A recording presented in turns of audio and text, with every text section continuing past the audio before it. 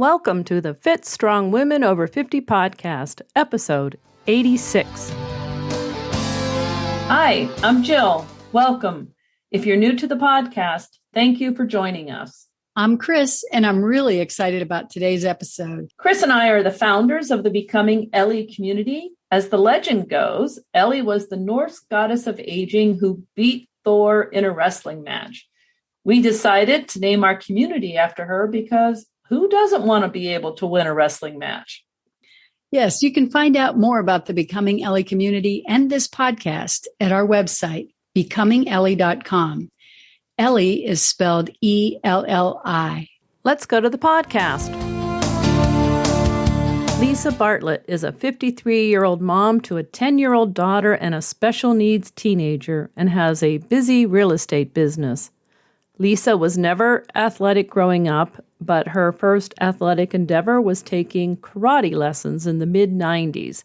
Then she discovered running in 1998.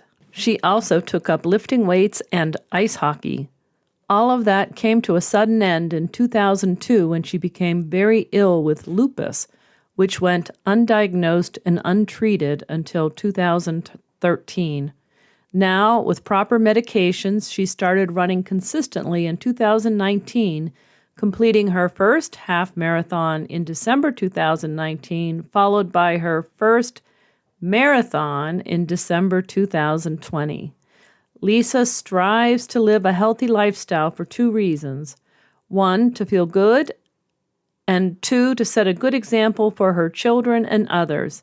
And yes, she struggles every single day to make better choices. Lisa Bartlett is an active member of the Becoming Elli community. Last year, she began to tell us about her training for a marathon, but then she ended up having to run it virtually because of the pandemic. She persisted and ran the race and even won first place in her age group. We're so happy that she could join us today on the podcast. Thank you for having me. You're welcome. Thank you for joining us. It's really nice to get to know you a little bit better. Well, thank you. I'm pleasantly surprised to be here today. I've never done one of these before. Well, this is going to be fun. Lisa, I know that you have children at home and you work and you're a runner.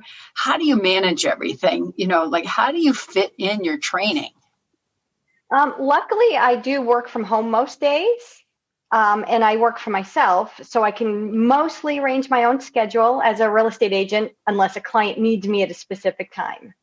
So usually I get up, have my coffee by myself, which is the best part of the day. And then once I get the kids off, I can do my run. But if they're home, I have to use the treadmill because I can't leave them alone. I was the crazy person having kids in my 40s. So at 53, I'm still home with a 10-year-old. Wow. Well, I'm sure that keeps you really busy. You live in Arizona, is that correct? I do. I live just outside of Phoenix, and I've been here for 21 years. I moved here in my early 30s. Oh, wow. So a lot of outside activities. Oh, yeah. All winter long, we do hiking. I take the kids on bike rides. I've got a couple of friends that we hike and bike together. And of course, I do my runs outside most of the winter. And then summer comes. So you're sort of the opposite of us, who we are inside all winter long running on our treadmills. Exactly. And our race season is opposite of you guys. Our races run all winter long. And so come summer, there's not too many races just because it's too hot. There's a few early morning series races, but not very many this time of year. So in the summer, you're indoors, you're training indoors. Exactly. As soon as I'd say around April or May, it's too hot in the summer to run outside. There are people who do run outside, but I can't do it because I have lupus and I don't tolerate the heat too well to run. At 5 a.m. here, it's already 90 degrees. At what time? 5 a.m. Oh my goodness. We just don't cool off overnight during summer. It stays in the 90s. I can't get up early enough even to run in the summer. And I don't mind the treadmill. A lot of people call it the treadmill and they hate it. And, my running coach is a life coach and she teaches us this mind tool. And to me, I look at the treadmill as the tool that allows me to train and run when I otherwise wouldn't be able to, like when I can't leave the kids alone or when the weather is bad. when it's too hot. So to me, I like the treadmill. So it's your mindset of how you think about it. Exactly. It's my running coach teaches a thought model called C.T.F.A.R.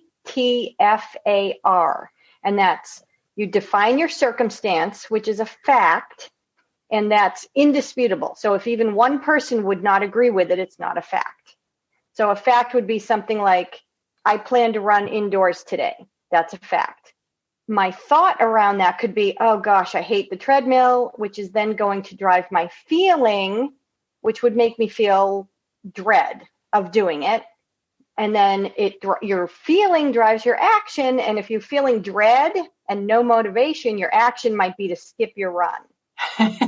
Then your result, C.T.F.A.R, would be, I'm not going to be trained for my half marathon come October, especially if I do that over and over again. So instead, you say my circumstance would be, I plan to run indoors today. And the thought I'm going to create for myself is, I'm so lucky I have a treadmill so that I can do this.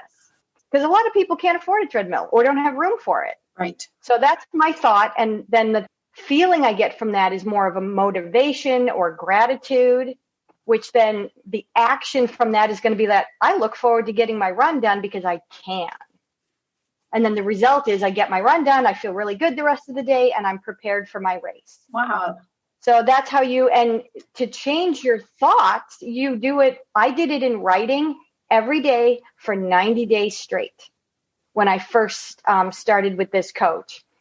And now I can do it on the fly. Like if I find a thought entering my head about a circumstance that doesn't benefit me, I'll switch it on the fly. So you can really control your thoughts. Wow, I think I'm going to steal that from you. That just sounds wonderful. You get different results based on the same circumstances, but you change the thoughts, feelings, and actions. Absolutely. And you said you wrote it out. Yeah, I wrote it out every day. So I either defined my circumstance and then created the thought I wanted to have, or you can do it backwards. So if you know a result you want, what action do you need to get that result? Well, what feeling are you going to need to do the action? So you kind of work it backwards and then write it out. So you can do it both ways. And is this pretty much like for a daily thing, or do you use it for long-term goals as well? It works for both. I used it every single day, and I would just find a circumstance just to build the habit. And I was training for my first half marathon at the time. I was taking a half marathon class. Okay. And she just happens to also be a life coach, and she teaches this, the running coach. But I used it for my fiance was going on a job interview during that period, and he hadn't been on a job interview in 15 years. And so he was really nervous about it. So I was like, okay, well, let's define our circumstance. You haven't interviewed in 15 years. So, and we figured out a thought we could have that would make him feel less anxiety. So it applies to like every aspect of life, not just physical fitness. I've used it in my business, and I increased my business by 30%. Wow. Yeah, because I changed how I look at, like, one of the daily tasks of being in sales is that you sit down and you have to make X amount of phone calls every day, whether it's to leads, your sphere of influence, blah, blah, blah. I hate doing that, to be honest. It's like I'd rather do a million other things. So I use the C.T.F.A.R thought model to get over myself and look at it a different way. So it changed everything. So in that case, the circumstance would be, I have to call X number of people today. Yep, exactly. So my circumstance would be like, I have 10 people on my list to call today. The thought I would normally have is, oh God, I so don't want to do this.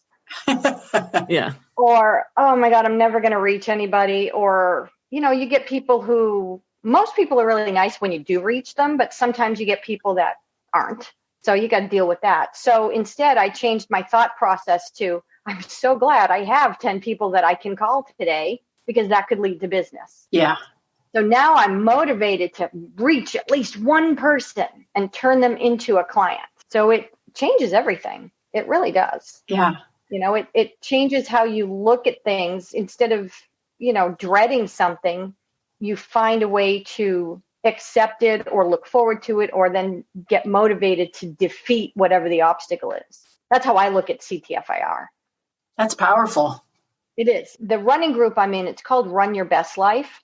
When I joined it, it was just simply a half marathon class. And I was trying to get more consistent, and I was listening to her podcast. And when she mentioned the class, I'm like, oh, that sounds like fun. So I signed up. But because I learned so many mind tools during the class, I signed up permanently. So I'm a monthly member of Run Your Best Life, and I'm also an ambassador for it now. So within her free Facebook group and in the paid group, I'm an ambassador. So I cheer people on, I offer advice, and it's a great group of people. Like I said, I never thought I would stay on permanently, and I just keep my membership going because I get so much out of it. Well, I know you're in our Facebook group, Becoming Elli, and I've seen you cheering people on. And I just think that's fabulous, because that's part of the reason why we wanted to create Becoming Elli, to have a community of women that would cheer on the folks that are over 50 and trying new things. And, you're kind of a role model in that you're running marathons. Thank you. Are you training for something right now? I am starting training this week for another half marathon, which will be on Halloween. Okay. And then I'm debating whether to do the rock and roll marathon or another marathon in either January or February. I've always wanted to do rock and roll. Like, I started running initially back in the late 90s because I was in karate. I tore my rotator cuff and couldn't do karate. So my physical therapist recommended running just to stay in shape, and I really enjoyed it. Yeah. So I'd always dreamed of doing when rock and roll came around, I'm like, oh, that would be such a great race. But then I stopped running for many, many, many years because I got ill. I woke up, I was playing ice hockey twice a week, lifting weights 3 days a week, and running 3 days a week. And I woke up one morning deathly ill. I had a fever. My entire body hurt, like somebody beat the crap out of me. I gave it a couple of days and I wasn't feeling too much better. So I went into the doctor and he thought, that sounds like you have lupus. Oh. And I had never heard of it. I didn't know what it was. And they kept doing blood work for years. They couldn't identify what was wrong. I went from being super active to almost being an invalid overnight. Wow. I mean, I had to quit hockey. I couldn't run anymore. When I started to feel a little bit better, I started to exercise again, but it was real minimal, real light. And then in 2013, I woke up one morning, my hands and feet were swollen and I was in a lot of pain. And it was a Saturday. By Sunday, I had to send my kids away. I was in so much pain, and the swelling had gone all the way up my arms and legs. Oh, my. So I went into my new primary doctor. My other doctor had retired, and he's like, that looks like lupus. And I'm like, I don't know. That's what they've been telling me for years, but nobody can seem to pinpoint it. So he put me on prednisone, sent me to a rheumatologist, and this time the blood work came back with, it's called dsDNA, autoantibodies, and they're kind of specific to lupus. So they pinned it down that it was lupus. They put me on hydroxychloroquine, kept me on the prednisone for 6 months, and then I felt so much better. So now that I'm medicated, I can exercise again. Afternoons are hard. By 2 or 3 in the afternoon, I'm pretty tired, and I've got days where I don't feel great. But overall, I mean, like you said, I ran a marathon, so yeah, I think I'm doing pretty good, considering. And you figured it all out, too. That's amazing. It took like 10 years to really diagnose it, which is average for lupus. It takes, because there's no blood test for it. I see. And you're always just chasing symptoms. But overall, I'm doing a lot better than a lot of people who have lupus. I mean, I'm out there, I can chase my kids, I can bike ride, and yeah. So I'm just a little slower. That's okay. Slow is fine. Yeah, at 53, as long as I'm upright. I mean, one of the reasons I started my Facebook page, which I don't have a lot of followers, I haven't really marketed it, but it's Fit After 50 Forever. is because I have a lot of active adult clients, clients looking at in retirement communities. And some of them are only like in their 60s and they're already using a walker or a cane, or they're just, walking like this. Hunched over. Yeah. I'm like, oh, getting to that point age-wise scares the crap out of me. I don't want to be like that when I'm 60 right, or 70. I want to be that active person. Even if I have to slow down or, I don't play tennis, but say I was a tennis player, if I had to switch to pickleball, that's fine. As long as I'm moving, I want to be able to lift my own grocery bags. I want to be able to get in and out of my car without assistance. So these are the things I see some of my more senior clients struggling with, and I don't want to be that, and I want to be an example for them. I send a magazine out to all my past clients every other month, and it was called Lifestyle Magazine, and it was like a home magazine, and it's got my picture on it. It's really cool. A company does it. Well, last year, they offered a new magazine called Healthy Start. So I switched over to that, and I'm like, some of my clients might not like that one as much, but that's going to be my magazine going forward. And I'm waiting for the first one to arrive. It's all about health and fitness. Oh, nice. Yeah. So I can't wait to see that one. A little gift to all my past clients. Well, it sounds like it's a nice fit with you and your real estate business and, and your personal passions. It is. It like kind of married the two together. Because it's a marketing tool, of course, because you want to stay in front of past clients. But now it's about health and fitness, which is my other passion. And I struggle with this all the time. I eat way too much sugar. I'll admit that up front. I eat way too much bread. But my goal is just if I can get some fruits and vegetables in me along the way, that's kind of my goal. Like I feed my kids way better than I eat. Ah, okay. Let me go back to your marathon for a minute. So you ran the Buckeye Marathon, yep, which I saw is in Buckeye, Arizona. And I did a double take on that because I ran in the Buckeye Half Marathon in Ohio. And I think I only ran the 10K though. But anyway, so different states, but Buckeyes. So in your marathon ended up, you were training for it. Yep. And then it ended up being canceled or being turned into a virtual race. And so you did it on your own. I did. I had to launch Runkeeper.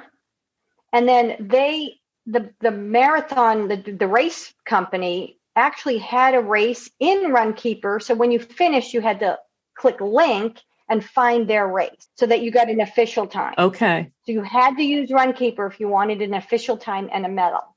So my route was crazy. I literally didn't plan a route. I ran all around my neighborhood for a while. And then near the end, there's one street that runs through my neighborhood that's like a little over a mile long. And I just couldn't think any longer. So I just went up and down until, I was almost done. And then I started to head home and it was hot. I mean, it was pretty warm, even though it was December. It got a little warm that day. My son had gotten into my snack stash and ate 2 out of my 3 bonk bars. Oh, no. So I had no bananas at home. So somebody from the local running store's Facebook group had messaged me and said, hey, can I run a couple of miles with you? And I'm like, yeah, sure. And so she brought me a banana. Oh, nice. So she got me through the race. She ran like 3 miles with me. And so at the end, as soon as my Garmin said 26.2, I happened to be in the playground when it hit. I was like, started to cry. I did a Facebook Live for my Run Your Best Life group. I'm like, I did it. I finished my marathon. Then I get home and like nobody came out to greet me, not even my family. My fiance has a house across the street and we still use both. So they were over there. They didn't even come out. I texted him. I'm like, I finished. I'm on my way home. Nothing. I'm like, thanks, guys. So I get home and I'm trying to link the race and it wouldn't link. So I emailed the race director and I'm like, I can't get it to link. And they emailed back and they're like, well, you didn't finish your marathon. What? I'm like, well, but my watch said I hit 26.2. And they replied back, well, a real marathon is 26.2019. What? Yeah. And I'm like, well, I went further than 26.2 because I did a warm up and then I had to walk home. I'm like, it said 26.2. And they're like, well, that's not a full marathon. I'm surprised that they didn't kind of explain that, since they were going to be so. Yeah. And that's what I said to them. I said, just add a minute to my time and mark it as done. Even though it's literally 105 feet is the difference. So they agreed to do that. So they added a minute to my time and they recorded it and sent me my medal. But I'm like, okay, if you're going to switch to virtual and you're not going to do 26.2, maybe you should tell people. Right. So I kind of mentioned that. That could be not bad advice, because, you check when you wear your Garmin or you wear your Fitbit or whatever, they're not completely in sync with what a race director says a race is. Yeah. Right. So they could have said, you might consider running 26.3 or even 26.4 just to make sure you get the right numbers in. Yeah, now I know. But they sent me my medal, and so many people dropped out of the race when it went virtual. There was only 40 runners that I got first place in women in my age group. And I got third place overall in the age group. And I'm like, you know what? I'll take it. Wow. I got the little first place on my medal. And it's only because everybody dropped out. Well, it's really hard to do 26 miles, a mentally focused kind of thing. Even like running up and down your street that's a mile long, the mental aspect of doing 26.2 miles is so difficult. Obviously, the physical aspects are. Yeah, I think I did that one stretch of road for 10 miles. Oh, geez.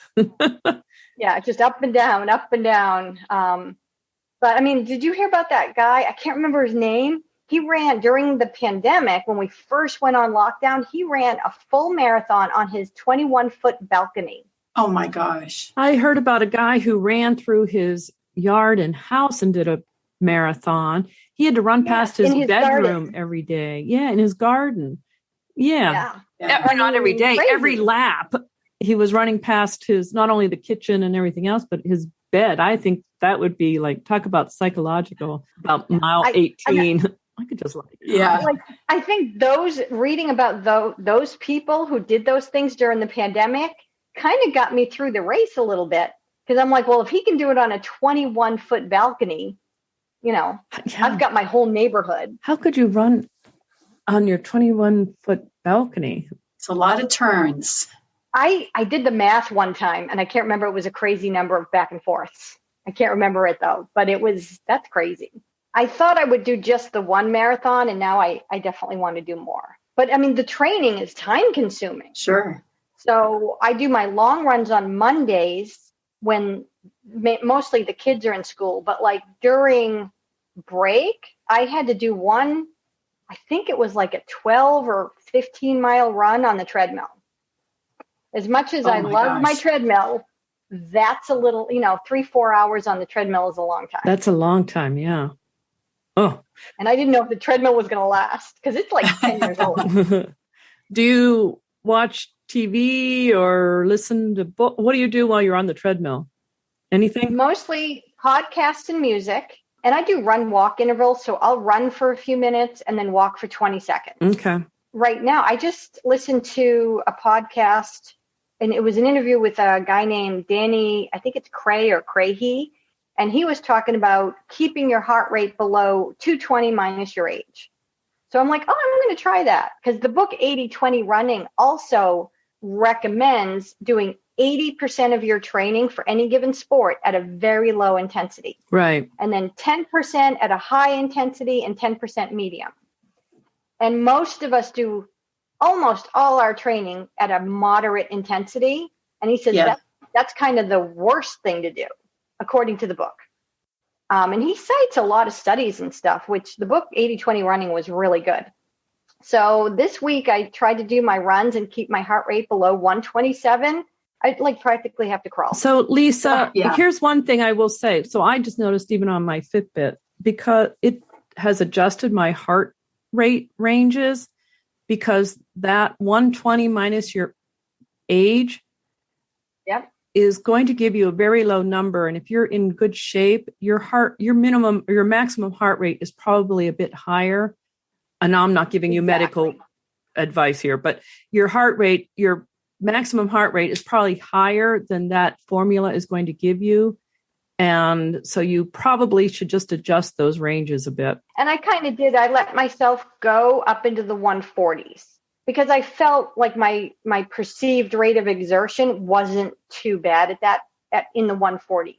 That's probably good. And it depends on the heat and things too, of how your heart rate's going. But yeah, you're right, Jill. It changes as you become more fit.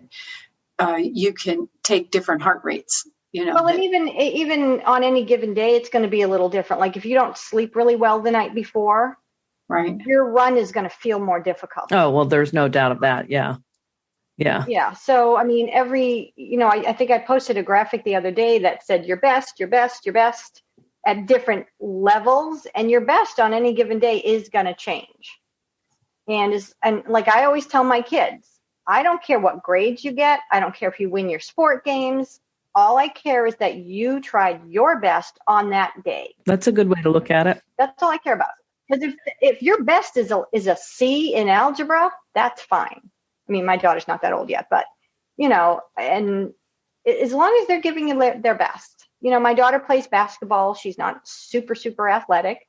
So she does her best. And she's out there. And I see these little kids because they're only 10. And they're just learning the rules of the game. And man, do they try. I mean, they are giving it their all out there. And, they're a good example for all of us. Very nice. So have you always been athletic? No. Oh my God. I grew up doing no sports, nothing. So what brought you into becoming more athletic? Well, in my mid-20s, I joined a karate class and it was so fun. And I guess, that's not super athletic. It's a good workout. But it's not sustained cardio or anything. It's just, and we were in a school that like we really hit each other. It was pretty awesome. But then I tore my rotator cuff and had to go into therapy and couldn't do karate for a while. I literally couldn't lift my arm to the side. So after I finished physical therapy, I hired a personal trainer to rehab it. And she was a runner. So she's like, you need to run with me and my husband. And he was a physical therapist. So I'm like, okay. So I started running on the treadmill. She'd put me on it and watch me. And I was around 30, I think, because this would have been in 99. So I was 31. And she's like, you should do this 5K with us. And I'm like, well, that sounds kind of fun. So in 99, I did a 5K and I took third place in my age group. Ooh. I was hooked. So I ran. Yeah. So I ran for a couple of years. I moved here in 2000. And then in 2002 is when I got sick. So I stopped running altogether. And over the years, I tried to get back to it every so often. And it was just so difficult. It was so hard. And I would do good for like a few weeks. And then I would fall off the wagon because I was trying to run straight through. I thought, if you're a runner, you just run. Yeah. And then I read Jill Angie's book, Not Your Average Runner. And she talked about run walk intervals.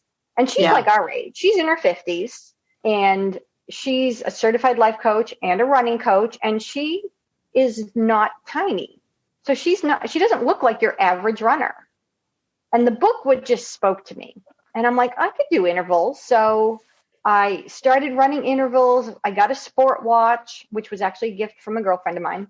Then I found her podcast from the book. She mentioned her podcast and then the Facebook group. So I kind of jumped on both of those. And that's when she mentioned that half marathon class. And I thought, oh, that sounds like fun.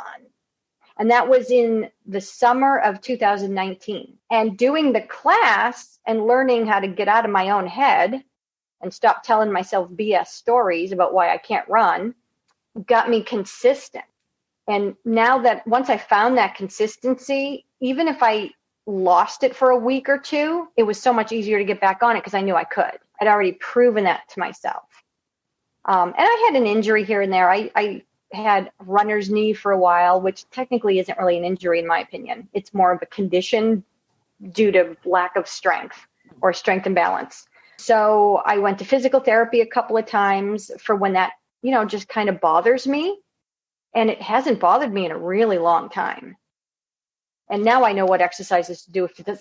My one failing right now, if you can call it that, is I have not found consistency with strength training. I was just going to ask you what else you do if you do cross training. I do strength training, but I do it in spurts.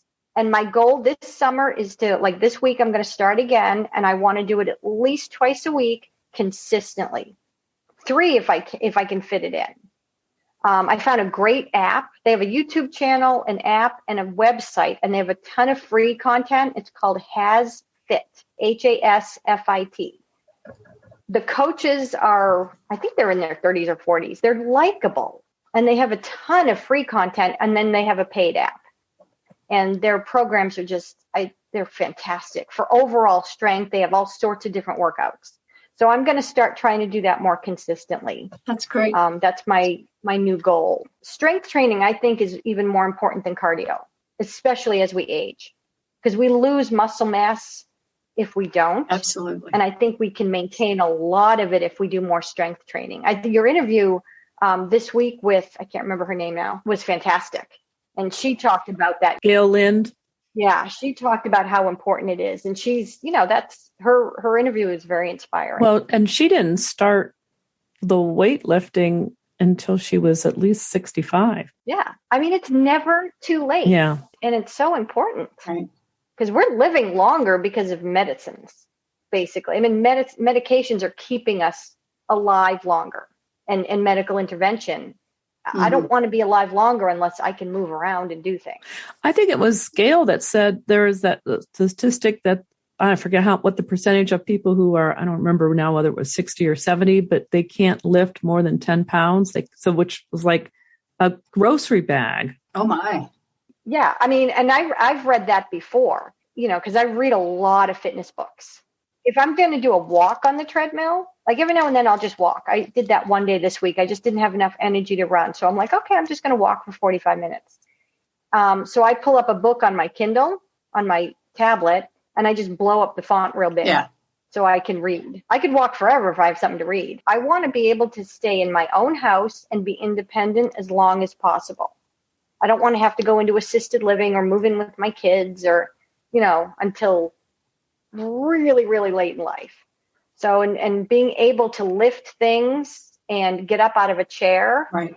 and cook my own meals, you need strength to do that. Have good balance and good flexibility, but the strength training, you can't underestimate that. Absolutely. And I definitely need to work on my core. I mean, my core is definitely weaker than it should be. And do you do your strength workouts at home? Yep, just dumbbells. With the app, I throw it up on my tablet, and the app can actually cast over to the TV if I wanted to. But I just do it in the bedroom. You definitely don't need specialized equipment. Now, back 20 years ago, I worked out in the gym with all the free weights. I like free weights. I would love to get one of those. Have you seen the tonal? It like mounts to your wall. That looks cool. If I had room. Yes. It's like this magic mirror. I don't think it's not, but I mean, it's a mirror. It's got magic on it. That sounds like a good word. They should call it that. But anyway, it mounts to the wall and then it has all this equipment on it or that comes with it. And you basically do the workout. You can see, yes, I have to imagine that's fairly expensive, but and that you would need some space. I think it was like $1,500. And space is an issue. Like, I like following videos because then I don't have to think about what I'm doing. Like, I know what to do in the weight room, but I just don't want to think about it anymore. So that's why I like the videos. Which is also why I often go with a trainer, because it is easier to have someone else tell you what to do. Yeah, it's easy to slack off if you don't have someone telling you what to do. That's true. Absolutely. Yes. That is amazing. So if someone's telling you what to do, there's 3 sets of 10. I'm left to my own devices. That 3 sets sometimes drops down to 2, Maybe 1.5. Yeah. Or 2 sets of 8. And, and I always, I've got a few friends that are trying to. But when you have to, come on, that's all it really needs. Yeah. You just need to, and you need to meet your body where it's at. So if you can't do a full push-up, go down 2 inches, do it on your knees and only go down a few inches. I have to do push-ups on the the rim of my bed because I have arthritis in my hands and wrist. So push-up position is really difficult for me. Yeah. But I've started doing 10 push-ups on the bathroom countertop every morning after I brush my teeth. Somebody in my running group posted they were doing that. I'm like, that's a great idea. That's a great idea. So just a little bit extra every day. It all adds up. You said you belong to Run Your Best Life, but do you have anyone that you run with in person? No, I always run alone, unless you count my dogs, which they're kind of jerks on runs, I'll admit. So I don't get a good run in when I take them because they're all over the place and they like to chase bunny rabbits and whatnot. I'm really hoping that I can train my dog to run, but there is that issue. But when I ran with one dog, it was easy. Now that I try to do two, because my plan originally when I got the second dog was to take one out at a time, but it broke my heart to leave the other one at the door. Aww. So I got a double-ended leash and I'll take them both out in the winter together to get their exercise. And I just have to know ahead of time that's not going to be a great training run. It's just exercise. They're just too all over the place. And they're just not, I didn't train them. My dogs are rescues. What kind of dogs are they? They're too much. One looks like she might be a golden Aussie mix. And the other one, God only knows. Even the vet, when I asked him, he said, well, that's an interesting mix. So we have no idea, but they're super cute. Yeah. And they're really good dogs, but we didn't train them. So they don't have very good leash manners. That's the hard part, isn't it? If you've got your new dog and you train them to run, then, I mean, that's like the best thing in the world. Yeah. Because my Rosie girl, before I got Pebble, she would go out for a good 3 miles with me and still have energy. Wow. Right now, dogs, you can't really walk a dog outside on the cement right now. It's too hot. Right. Too hot. Yeah. Too hot. Yeah. So they're going a little stir crazy. Now, Lisa, I know you've been a member for the Becoming Elli Facebook group for a while. Mm-hmm. And can you talk a little bit about how the group helps you? It's all about not feeling alone. Since I don't run with anyone else, I kind of rely on my online friends. First of all, there's information. So somebody will post recipes or strategies they use, or, if they're dealing with an injury or something that hurts and they ask for advice, I read everybody else's advice. It's like, that's good information. Yeah. But it's also just more camaraderie to see other people my age out there doing the things I want to do. Right. They struggle too. So you see not just their triumphs, but their struggles. And I think that makes you feel less alone. Like, oh, I'm not the only one who has a hard time getting up early to try to do this. Right. One thing I find is that, just as you were saying about, as we get older, it becomes harder to find our peers who are understanding about working out or running or whatever. So having people who are doing it too is helpful. Yeah, I mean, a 25-year-old is not going to be able to relate to my struggles. No, but the 60-year-old neighbor of mine who doesn't do anything also is not going to relate to my struggles, Yeah. They're of the mind where you're going to ruin your body, you're going to wear it out, you're going to ruin your knees. Right. Or yes, you're doing something, so why are you fretting over your injury or whatever? Yes. So it is helpful, I think. So I'm agreeing with you. Yeah, exactly. It's just, it's a good place to learn things, share things, and get motivated by other people, because discipline can only get you so far. And motivation is only going to get you so far. Discipline is what you need to get you through when your motivation wanes. Because, motivation is fickle. That is a quote right there. Yep. It is. Yeah, definitely. I think, people are like, oh, I don't feel motivated. And our running coach is like, you don't need to feel motivated. You need to be disciplined. Right. Discipline gets you through. Yep. Yeah. Children don't want to do homework. And what do we tell them? Well, you have to get it done. Well, but I don't feel like it. Well, I'm too bad. You still have to get it done. Right. So, I mean, it's the same thing for us with our adult stuff. And, you don't have to work out, but you're going to pay for it later. And that's where I'm looking at the strength training. I'm like, I can either strength train now or I can end up back in physical therapy later and have time off from running. And that could happen at a crucial part of training for my next marathon. So I've got to discipline myself better and get the strength training done, regardless of whether I feel like it. Definitely. That's how you avoid injury. I did see recently that you tried swimming. Oh my God. And you had the same experience that the first time I got into the pool within recent times, I remember thinking, I'll just swim a lap. How hard can that be? Oh my God. Yes. And like, who thought this up as a activity? Oh my goodness. Yeah. We went way too fast and we got to the end of the pool, and it's a big, big pool. It's, they use it for meets and everything.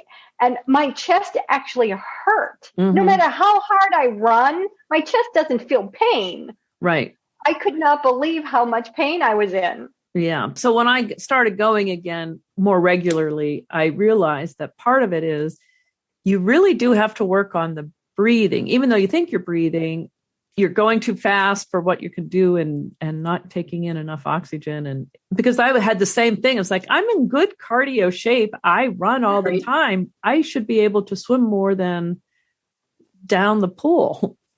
Yeah, I didn't even make it back. Right. We got to the end and me and my friend were both sucking wind. Yeah. And I was just like, that was way harder than I expected. Yeah. So we did do another lap and I slowed way down. And it felt a lot better, but it was still like, okay, one lap was my limit. There was no way I could have gone, I'm going to do 10 laps today. How are you doing with it now after working on it? I have not worked on it. It was like a day we took the kids to the public pool, me and my girlfriend. But it made me, because I was thinking of doing a triathlon next year, just like a small one, like the sprint triathlons. Okay. So I think I might join a local gym once the kids are back in school, because right now I can't leave them alone. So I'm limited to what I can do training wise. Like I can't just say, okay, kids, don't touch anything. I'm going to the gym. They need me at home because my son is special needs. So he can't be left alone at all. So, but once they're in school come August, I think I might join the local gym and maybe try some swimming once a week. See how I like it. Well, and so talk about cross training. It's a good way to get a workout in that sort of moves your body in a different way. Yeah. I just need to retire so I have more opportunity to work out because I want to hike and I want to bike and I want to swim and I want to run and, I'm still working and my kids are still home. Swimming's great on the joints too. That's one thing I really like about swimming. Well, and it's more of a whole body exercise, whereas running, people say it's whole body, but it's not. That's just a BS story. Swimming, there's no doubt it works your shoulders, your abs. It works everything. Yeah, just look at the Olympic swimmers and how broad they are up top, even the girls. That tells you right there how much upper body there is with it. Yeah. So it's something I kind of want to investigate this fall. Once my kids are in school, I have a little bit more freedom because once they go off, my daughter goes to school at 8. My son's bus comes anywhere from 7:30 to 8:10. Once they're gone, I can run to the gym as long as it's a day I don't have an early morning client. So I might try that because I'm still, if I do my marathon in January, there might be maybe an April, if I can find one, maybe March or April sprint triathlon. That would be fun. So I don't know. It's the logistics of the triathlon scare me more than the physical doing of it. Like finding my transition areas and I don't have the right bike. But I'm reading a book on beginner triathlon that at the sprint triathlons, half the people there don't have the right equipment. Like they're using mountain bikes. No, they don't. You'll see people on all kinds of bikes at the sprint. So, some people will show up with, $20,000 tri bikes, but other people are there with their cruiser bike. And yeah, I mean, a sprint is pretty short. I mean, the whole thing should only take an hour and a half to 2 hours. So there's one sprint that I would have loved to do in August. And with the kids home, I figured I can't really do the right training because it's a backwards sprint triathlon. So you do the run first, then you do the bike first, then the run, then the swim. And the swim is in a swimming pool, but you end with the swim. And it's in August here when it's still in the hundreds. So at the end of the race, that pool is going to feel really good. Yeah. Yeah, I'd hate to do a big race in the hundreds. Around here, if it gets, even high 80s, they usually stop the race or put out orange heat level kind of things. I can't imagine doing a race in the hundreds. I did a training run last fall for my marathon, and it made me doubt my ability to do the marathon, actually. I went out later than I had planned, and it was, I think it was a 15 or 16 mile run. And that would have been the longest I'd ever run, the furthest. And it got hotter than I expected. I think it hit 92 or 96 degrees. I ran out of water. Wow. And I had to cut the run short by a mile or two. I was out of water. Even though I had water with me, I had a hydration vest, and I still ran out of water. I was so sick. Well, heat exhaustion is no joke. Well, I started to get chills. I was dizzy. I almost called someone. Yeah, you probably should have. It can be dangerous. Yeah. I was sick for 3 days after that. I mean, I just felt like I had a hangover. Yeah. But then my next run, it was normal temperature. It was probably only in the 80s, and it was 18 miles, and I did awesome. So I was like, oh, phew, thank God. So it was just the heat. Yeah, the heat can really play havoc. And I think especially as we get older, it's even more intense. Yeah, I think so. Our bodies probably are, I would imagine, less efficient at cooling off. It doesn't regulate as well. Well, I mean, plus the hot flashes, and that's something new for me this year. Yeah, it can be difficult. Right. Like, well, that's a load of fun. Yeah, but the heat's definitely a pace killer too. I think too many people get hung up on pace. I'm like, as long as you're out there, who cares how fast you're going? There's a chart on that too about for every 10 degrees over a certain thing, that how much slower, you can count on that you're going to be slower. Yeah. Yeah. I find Jeff Galloway's book, I think it's called You Can Do It, kind of gives all that information. And he's a big proponent of the run walk strategy, right? Which is totally legitimate way of running. His books are really good. He speaks like a normal human being, even though he was an Olympian. So let me ask you, I'm going to change the subject here for a minute. Do you eat? Well, I know you just said that your children eat better than you do, but do you eat in a particular way? Is there anything you don't avoid? Do you do low carb, keto, paleo? No, I don't follow any specific diet. I try to get a vegetable in the morning, at lunch, and at dinner. And then I try to do a fruit in the morning and a fruit in sometime in the afternoon. I figure at least if I'm getting my nutrients in me, I'm doing okay. I'm trying to get more protein. So in the morning, I'm doing my protein smoothie because I'm not a big breakfast eater. I'm not hungry in the morning. So after my workout, I do a smoothie of okra, which sounds crazy, but you don't even taste it, I promise. Okra, strawberries, protein powder, with just water and stevia. And I do a little dash of Himalayan salt. I get some protein in because I get blood work every 90 days for my lupus, and it's been showing really low protein. So I'm trying to increase my protein. So at lunch, like yesterday, I did some hard-boiled eggs, a piece of bread with butter because I cannot give up my bread, and some celery and some grape tomatoes. So that was my vegetables, because celery is actually good for you, even though it doesn't seem like it. But I don't follow a particular way of eating. I've toyed with the idea of looking into Mediterranean because that looks super healthy, but I've still got family and I've got to feed them things that they'll eat. And my kids are really good about eating vegetables and fruits.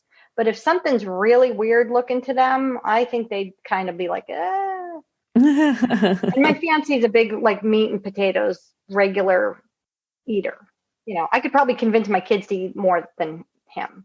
Does your fiance work out with you? No, we don't work out together. He works out a few days a week over at his house. Like I said, we still have two houses, but they're across the street from each other. So we just live in both. It's crazy. So he's got his home gym over there. He doesn't really do much cardio. He's got a recumbent bike that I got him because he's got a bad back. So he does that. And he now eats vegetables, which, before we've been together 13 years. So at least I've got him eating some vegetables. Okay. My daughter plays basketball, so she's really active. My son is not super active, but he's, he was a fetal alcohol baby. So he's adopted. I did not cause it.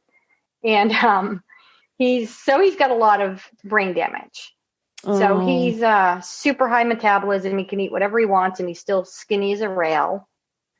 But he's not super motivated to be athletic, and he can't really do group sports. Right. So, but my daughter wants to run with me. We're going to do the bubble run in the fall. Oh, that's where they blow the bubbles all over. Yeah, we did it last year, and it was a blast. I convinced some of the other moms that I hang out with from her classroom, and they brought their kids, and it was just a load of fun. And we walked a lot of it. Oh, that's great. And I did a mud girl run a couple of years ago, and I totally want to do another one of those. They're a blast. And I know my daughter would like that. So there's a mud run that comes around every year that actually has a kids version of the mud run too. So my daughter wants to train with me. It's just a matter of finding time between basketball, violin, and theater for her. Well, she's of the age that she should probably be doing all of those things. Yeah, so. She enjoys it. She's very social. Do you have a go-to meal for those days when you're super busy, but you have to get dinner on the table? Yeah, I've got a couple. I do one, especially if I'm really short on time. I always have a Jenny O turkey kielbasa in the freezer. Okay. So I'll make that, and I'll make I know it doesn't sound healthy, but the Jenny O is not too bad. I do the rice-a-roni white cheddar shells, and I throw in broccoli. Nice. So I just throw the Jenny O, the kielbasa in the air fryer, chopped up, and then I make the rice-a-roni, and I throw that and the broccoli in with it. So that's a super quick meal. That sounds good. Yeah, and other meals are just like roast chicken, and I do a lot of the frozen vegetables because they're just as healthy, and they're super easy, and they don't go bad in the fridge. Roasted cauliflower, my kids love. That's one of our go-to veggies is roasted cauliflower. Nice. That is good. Roasted vegetables of any kind, it seems like, are just excellent. Yeah, I love roasted veggies. And with an air fryer, you can do them quicker and easier. You don't have to heat up the entire kitchen if you have an air fryer, which I highly recommend everybody get. I said if I used my air fryer for anything more than potatoes, just cooking potatoes in my air fryer is like worth the investment. That's how I feel about my Instant Pot. The things I make most are rice and hard-boiled eggs. If that's all I ever used it for, I'm still going to keep it. Well, I just started using my Instant Pot to make steel-cut oatmeal.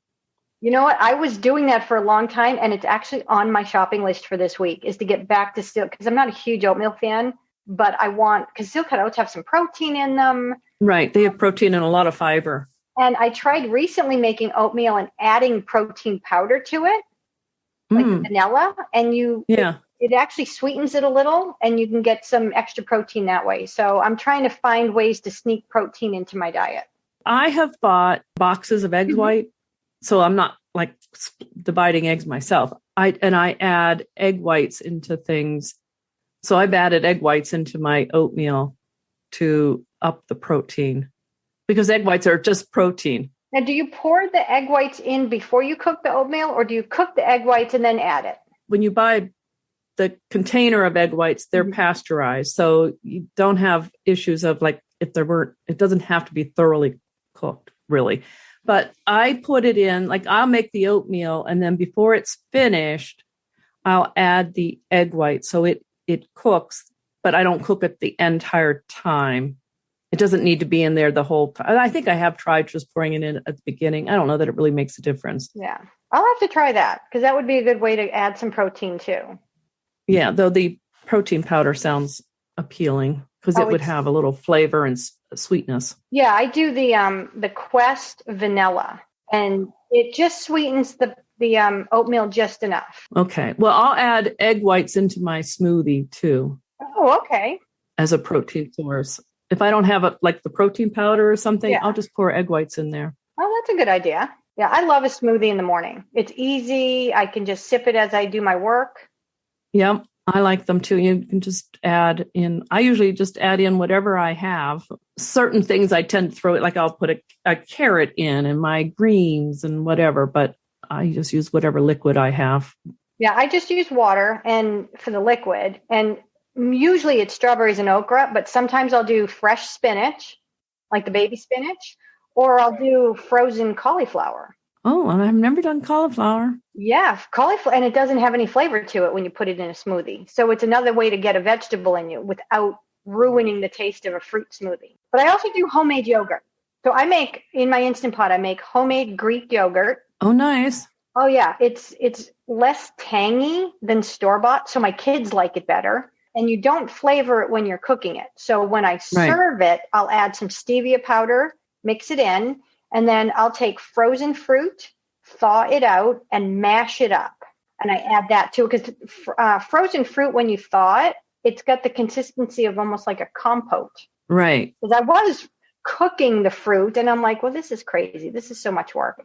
So I thawed some fruit out, and I'm like, oh, all I have to do is smash it up and throw it in. So my kids love that. So my kids get a protein pretty much every morning. It's either eggs or chocolate soy milk with Ovaltine or the homemade yogurt. So I start them off every day with a protein, a fruit, and usually a simple carb like waffles. Oh, okay. The yogurt is appealing. Oh, it's really good. And I've got all sorts of extracts. And one of my favorites is just some stevia and a few drops of caramel extract in the yogurt, like with no fruit. Oh, it's super good. That sounds excellent. All right. Well, Lisa, thank you so much for talking with us today. I really appreciate you being here. Thank you. This was a lot of fun. Thank you. Good. All right. Well, you were very helpful. So thank you. All right. Sounds good. Have a great day. You too. All right. And bye-bye. Bye. It was really great to get to know Lisa a bit better. I love seeing what she's doing on the Becoming Elli Facebook group, but this is a bit more personal. I forgot to ask Lisa how you can reach her. Sorry about that. She says the best place to find her is at her Facebook page, which is called Fit After 50 Forever. Just go to Facebook and search for that. That's Fit After 50 Forever. You can also join all of us at the Becoming Elli private Facebook group. We'd love to have you. Also, you can follow Becoming Elli on Facebook, Twitter, Instagram, Pinterest, and YouTube. Thanks for listening. Join us next time on the Fit Strong Women Over 50 podcast.